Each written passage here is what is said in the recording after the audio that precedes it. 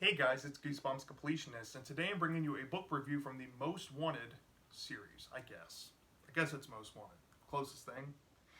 So it's the book titled Goosebumps Wanted the Haunted Mask. I'm going to put this up front. I had heard a lot of buzz about this book before I ever read it. I bought this early on when I started collecting Goosebumps, figuring I'll get to it eventually. And after my first time reading, by the way, this is a one-time read review, so I haven't read it twice or anything. I was genuinely shocked by this book. The fact that it's a kid's horror book, and some of the stuff that was put into this story was fantastic. I'm specifically talking about the prologue to this book. The prologue to this book is legendary. Absolutely legendary. If you don't care to read anything else about this book, read the first 30 to 40 pages and read the entire prologue. And tell me that is not the scariest thing you've ever read in Goosebumps. Because it definitely was for me. I don't think anything will ever top this. I'll be shocked if I find anything as scary as this. Although I do have a couple of inklings on certain books that I haven't read that I've heard have some, blood and gore in it. But this is definitely the bloodiest and goriest thing in Goosebumps I've ever seen. The body horror is next level in this. And as a fan of the Goosebumps books with good body horror and not leaning towards the gross out element so much as just being frightening, this is a frightening beginning to a Goosebumps book, and it's outstanding. The middle of it kind of has me, on the fence a little bit. I know online, I was going through Goodreads and like YouTube reviewers, like Michael Goosebumps fan. This is his all-time favorite Goosebumps book. So I thought that this book was gonna, have big shoes to fill for me, because I'm like, well, this is Michael's favorite.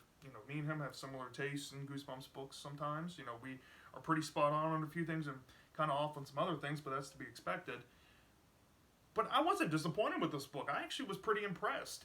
I saw some Goodreads reviews, and I'm kind of where everybody else is on Goodreads, around that average range. If you go online, I'm not going to spoil it just yet because I'm going to share it at the end of my video, but I'm kind of there, And I have heard some negative criticism by some people I really value and respect who have said they outright do not like this book, which is fair. I mean, it's a taste subjective thing. And I do have some things and some nitpicks I have about it. Trust me, I do. But this is a recommend for me, and I don't think it's a bad book whatsoever. So off the bat, it gets my recommendation. However, if you are under the age of 10 or 11, do not try this. Do not try this if you're not at least that age, because the beginning will scar you. Trust me. Okay. Now, before I get into the plot overview, I'm just going to be upfront and honest. This book has way too many characters to remember all the names. So if I forget names or mistake names, forgive me. It's one of those books. It's laid out like a 230, 240-ish page story with 4 parts. It has a prologue, which is like 30 to 40 pages. Then there's a first subsidiary story that's considered the first main story, which is like, I think, 80 or so pages. Then the second subsidiary story is like 100 or so pages. And then the epilogue is like the final handful of pages. Not long at all. And like I said, I do have some problems here, especially with, I guess, the third act of this book is definitely the deal breaker for me for giving it a really, really solid rating, but I'll save that for the end of the video. So let's get into the plot overview without giving too much away. So, this book, off the bat, you need to know, is retconning a lot of stuff. When you go into this, some people might be like, this has to be ghost written, because Stein would definitely not forget the origin of the Haunted Mask, especially when the Haunted Mask is his favorite book, right? But even if it was ghost written, I do enjoy the approach of maybe like different canonicities or different universes. So you're going to have to suspend your disbelief a little bit going into this. Actually, a whole lot. And disregard continuity to enjoy this. Just know that, okay? So let's get into the plot. So it starts off in the past We now have a name. I think the shop owner's name is, forgive me if I'm wrong, but I think his name is William, something like that. And William is the shop owner. Now, the shop owner is very famous from the first book because he is this mask maker, and he's hidden away his creations because he's like a mad scientist type of guy. And Carly Beth stumbled across the masks. This book erases that, completely erases it. So the shopkeeper is this well-respected mask. He owns a mask emporium in town in Dayton, Ohio. You know, there's a location that's cemented in this book. He's well-respected. Kids love coming in around Halloween and buying costumes, or just for like costume parties throughout the year. And he's a successful guy, but you know, business is kind of, you know, hurting. And then one day his estranged brother visits him unannounced. They don't really communicate, and his brother comes bearing these masks that he has found that he thinks his brother should sell because it will help his business grow. And his brother, you know, I think William is just like, I don't know, you know, this isn't really for me. I'm not about this. But William's brother is very pushy, right? So his brother starts like, you know, hey, he starts telling him about the masks and how they're not like normal masks. These are real faces, real haunted faces. And this disturbs the shop owner, and he wants his brother to leave. But his brother decides to do something to him before he bids farewell, and puts one of these masks that he's shown his brother forcibly on him.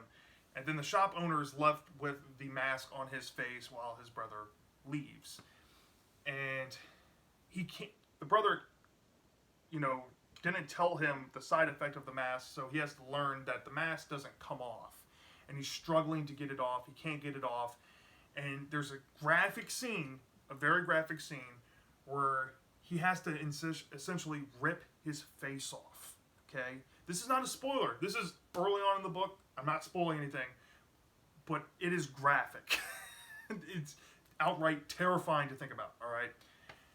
After he has to go through that painful ordeal, he realizes the burden he now has to have to guard this infernal mask that's just pure evil.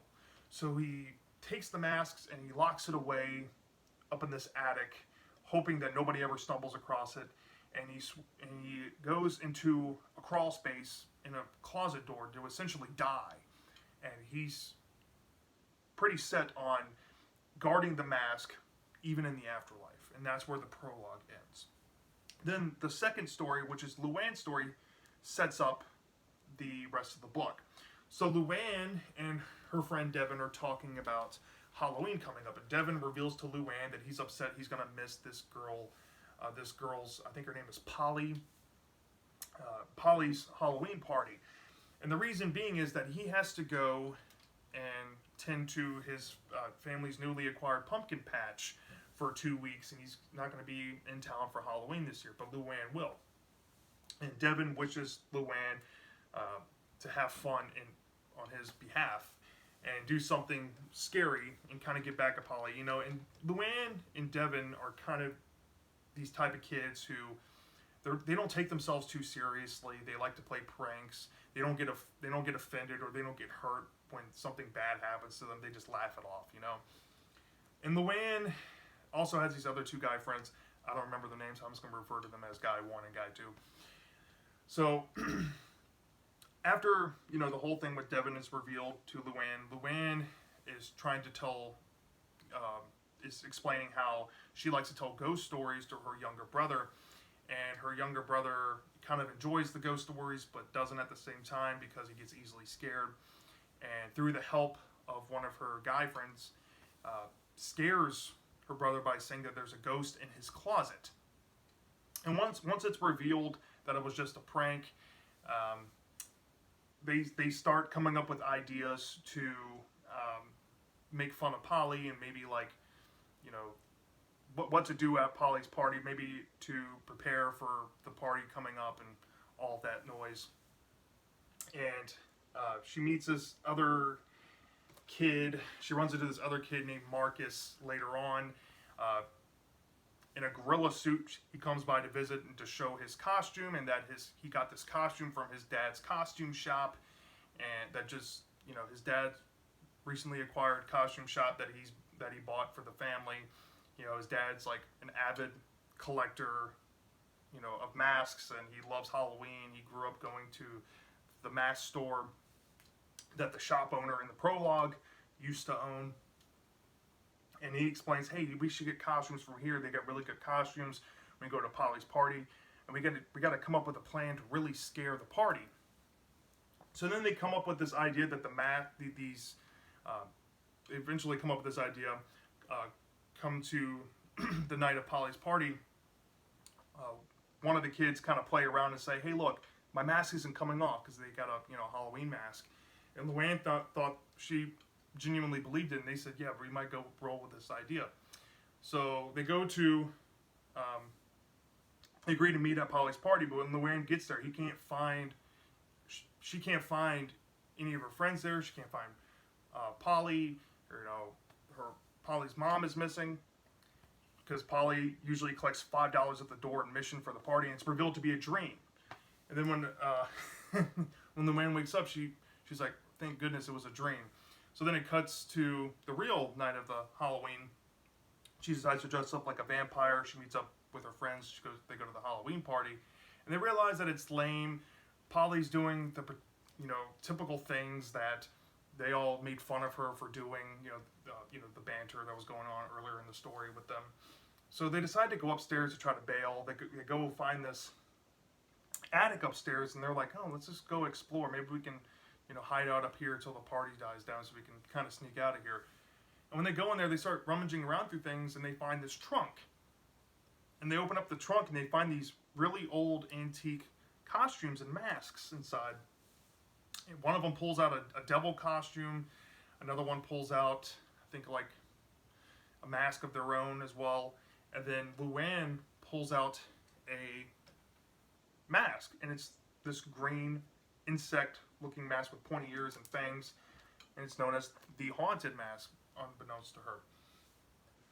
So as they're, messing around, Luanne is trying to put on the mask, and she claims she hears something going on in the closet, and there's a really gross scene with the closet scene with this apparition they claim to see, and looks to be a half alive, half decaying specter talking to Luanne about staying away from the mask. And Luanne says, I'm not listening to you, yada yada. This would be a great idea. We put on these masks and we tell kids that there's a ghost upstairs because it's real. So they go downstairs, and Luanne had put on the mask, and now she starts to feel the mask tightening to her skin. It's becoming really warm. And they go downstairs, and they all have these new masks on, and they, play this prank. And Polly's mom is worried, like, who are you? You guys didn't pay the $5 to get in here. Don't make me call the police. And they're pranking them by saying, oh, the mask isn't coming off, and all the kids are really scared and frightened. And then the two boys start laughing, and they actually pull their mask off. But Luanne realizes she can't pull her mask off. It's stuck. And she starts freaking out. She goes, no, I can't get my mask off. Everybody's like laughing at her. She goes, okay, the charade's up. You don't have to keep this up. But Luanne's like, no, I'm serious. I can't get it off. And she starts panicking, and then that panic turns into rage. And this is where Luanne just goes on a breaking spree throughout Polly's house, starts breaking stuff, knocking down stuff. She runs through a glass door and breaks it, and essentially ruins the party. And Polly runs out, Polly, doesn't run out after her, but the two boys run out after Luanne, and Luanne, is trying to tell them, like, hey, the mask's stuck, and they're like, we don't know what you're talking about. And she just, does typical shenanigans like a typical haunted mask story would. She goes around and just doesn't want to listen to advice.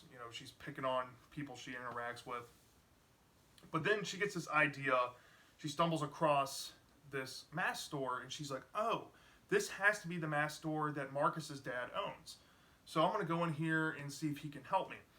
And as soon as Marcus's dad sees her, for the first time inside of his shop, he realizes that something's wrong with the mask. And he says that it's pure evil. And he said he thinks he knows what it is. It's the haunted mask, and the only way to get the mask off is through an act of kindness. Now, this is another thing the story retcons with the haunted mask, is that there's this new concept about this act of kindness. So, Luanne gets this thought, like, what would be an act of kindness? Maybe if she goes and helps Polly pick up the mess that she made and apologizes, that'll be an act of kindness. And when she goes there, Polly's mom and Polly reject her apology, reject her help, and they said they're going to call the police on her. But Luanne freaks out and runs up to the attic to hopefully encounter the specter, which then Polly follows suit, and then Polly gets abducted by the shop owner specter, which is gross and terrifying. And Luanne helps Polly escape from the specter, but Polly still doesn't accept their apology, and Luanne is stuck with the mask, and now the police are showing up at Polly's house, and she makes a run for it, and then that's where it ends in the story 1. Then it goes into story 2 with Devin being the main character from, the first part of Luanne's story. And now Devin is the main character. He's in his family's pumpkin patch, and he's there with his twin sisters and his mom and dad. He's not really familiar with the area. They have a live-in housekeeper. I think her name is Mrs. Barnes, and she has a son. And the story basically unfolds like this. There's really not much to talk about here, but I'll give you what it is. So Devin starts having these weird instances after his sisters start chanting this really weird jack-o'-lantern song that he finds disturbing, and then he starts to notice that these pumpkins in his patch, like the vines, start moving around, and the pumpkins start like bulging, and they turn different colors or they move around, and he thinks he sees things early on. There's this really weird cat that's in the pumpkin patch that, his name is Zeus, and he's comes with the pumpkin patch. He seems harmless, but later on it might prove to be something else for Devin. But anyways, Devin starts seeing these things happen in the pumpkin patch, and he goes to his family and says, hey, look, these vines were moving around. Hey, look, these pumpkins were, pulsating, and these vines were trying to break through my window. I had to cut through the vines. These painted pumpkins, my sister's painted. They're not happy faces; they're evil faces. And it's basically stuff like that throughout the story, and it's the typical "you gotta believe me" setup where the family just doesn't believe him. His sisters think he's crazy. His dad is getting frustrated with them because they were only there for 2 weeks. He doesn't want Devin to ruin the family's trip. They're also there to make money from the pumpkin patch since his father lost his job. They need the money. So Devin is struggling with trying to hold back things and keep things from his family, but he meets the son of the housekeeper, Mrs. Barnes, who tells him, like, it basically confirms that what he's been seeing is, really real. And there's a legend going on with the pumpkin patch that the farm was built on top of an old cemetery, and that there's this grave master potentially out there. And Devin gets really spooked and starts to believe that this grave master exists, and he starts to pinpoint who he thinks is the grave master, and he thinks that it's this black cat. And there's other situations in the story where Mrs. Barnes' son, when he sees the cat, he gets really disturbed and runs away, and it just fuels the fire that Devin is pretty certain that Zeus is the grave master. And then, there's other things throughout the story that I didn't mention that are just pure gross out. Like, he'll wake up next to his bed one morning, there'll be like pumpkin guts everywhere, and then there's this one scene where these pumpkins start bouncing and coming to life, and they're like little gremlin pumpkins, and they start vomiting pumpkin juice all over the place, and it's very tasteless in that regard. But little stuff like that happened throughout the story as well, and it basically culminates when Devin realizes that Mrs. Barnes' son may not be who he says he is, as in he might be one of the dead that were buried underneath the farm. And there's this concept that these live pumpkin vines, or the pumpkins, is life, and when life is on top of death, it brings the death back to life, and they can channel the life energy through the pumpkins and like basically resurrect themselves. It reminds me a lot of this movie called Crybaby Lane from Nickelodeon. If you've ever watched that movie, you can definitely see the similarities here in the Devin story. But like I said, it's revealed that Mrs. Barnes' son is one of these people. And of course, Mrs. Barnes, as a result as well, it's revealed. And who is the real grave master? Is it Zeus or is it Mrs. Barnes? Actually, we'll let you figure that out. But there comes a big climactic moment where it's revealed that why Mrs. Barnes and her son were messing with Devin specifically on the farm. And Luanne comes running from her story. She's left and ran from the police, and she's just running along as she stumbles across the pumpkin patch and scares off Mrs. Barnes and her son, because she's in the haunted mask, and the mask has these weird evil powers to them that spooks even the living dead, and they retreat back to where they're at. And then Luanne's finally able to remove the mask. And that's basically how Devin's story wraps up. But then it goes into the ultimate ending, which is the epilogue, which happens the day after at Polly's house. And they're talking about, Polly is talking with Marcus and the other kid that's friends with Luanne about what happened the night before. And she might not be so mad at Luanne after all for ruining her party. And it might have given Polly a little more street cred. And then there's a twist that wraps up the story, and that's where it leaves it. So that, in a nutshell, is One of the Haunted Mask. There's a lot to go over. I tried to skim through when I could, but yeah, this book is one of the longest Goosebumps books out there. A lot to digest, a lot to take in. A lot of different twists and turns it sends you down. So let's start with the positives about this book. I don't think I need to even reiterate this again, but I will. The prologue. Very gory, very, very, very good. I mean, this is probably my favorite moment in Goosebumps history, easily. Definitely the scariest, too. Absolutely love the prologue. The Luanne story, also, I'm very keen on this. I don't really have any negatives to say about the Luanne story. I like how it unfolded. I like the idea that Luanne stumbles across the mask. She happened to be in the wrong place at the wrong time with that. There was really no real motive for her to find the mask or obtain the mask. I like that idea, especially when you're retconning the Haunted Mask franchise. I like that it wasn't a complete rinse repeat. Now, there is the moment where she goes to the mask shop to try to get help, like the first book. But, yeah, it's more paying homage than just, completely redoing it. I like how it took a different direction. Also, the closet scene with the shop owner, the ghost of the shop owner, absolutely terrifying. Body horror was excellent. Introduced some cool characters. Was really invested. All right. Yeah, Luanne's story, really no complaints.